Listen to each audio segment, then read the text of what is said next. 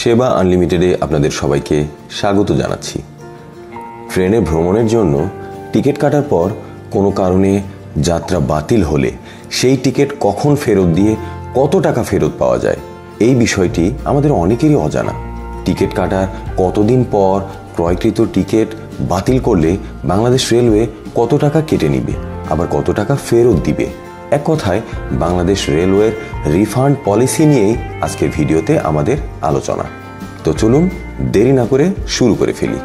বাংলাদেশ রেলওয়ের refund policy অনুযায়ী ticket কাটার পর থেকে 48 ঘন্টার পূর্বে যদি আপনি আপনার টিকিট ক্যান্সেল করেন, তাহলে টিকিটের মূল্যের 10% বা 40 টাকা যেটা বেশি হবে সেটা কর্তন করে আপনার অ্যাকাউন্টে টাকা ফেরত চলে আসবে।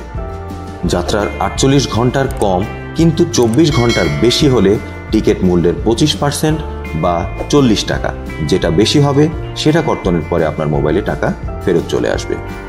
যাত্রার 24 ঘন্টার কম কিন্তু 12 ঘন্টার বেশি এমন হলে টিকিট মূল্যের 50% বা 40 টাকা যেটা বেশি হবে সেটা কর্তন করা হবে।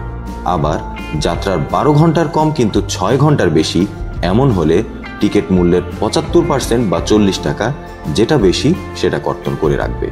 আর যাত্রার সময় 6 ঘন্টার কম হলে ওই টিকিট বাতিল করে আর কোনো টাকা ফেরত পাওয়া যাবে না।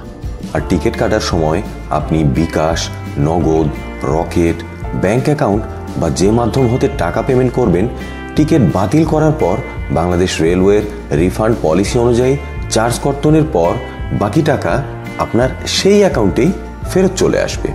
আর আপনাদের সুবিধার্থে এই সকল ইনফরমেশন ডেসক্রিপশন বক্সে দেয়া থাকবে।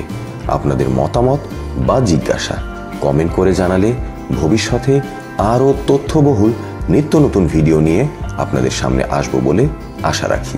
সেবা আনলিমিটেডের সাথে থাকার জন্য আপনাদের সবাইকে অসংখ্য ধন্যবাদ। আসসালামু আলাইকুম।